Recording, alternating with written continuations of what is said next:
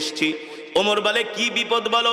বলে এই মুহাম্মদ আমাদের বিরুদ্ধে অপপ্রচার করে, এই মুহাম্মদ বানায়া বানায়া কবিতা বলে সেটাকে কোরআন বলে চালায় দেয়। ওমর বলো আমরা তো মুহাম্মদের এই কর্মকাণ্ড মেনে নিতে পারি না। বলেন নাউজুবিল্লাহ। ওমর ছিলেন বুদ্ধিমান জ্ঞানী, ওমর ছিলেন।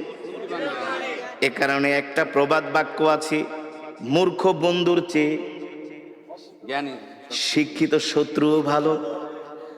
আবু জেহেল আগে ছিল শিক্ষিত, এখন হয়ে গেছে মূর্খ। কারণ ছিলেন আবাল হেকাম, হেকমতের অধিকারী, জ্ঞানের বাবা, এখন হয়ে গেছেন মূর্খের বাবা আবু জেহেল।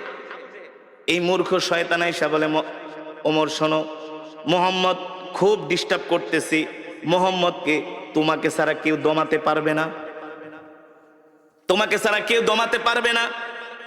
ওমর বলে বলো কি করা যায়? বলে মোহাম্মদ রে সাইজ করো।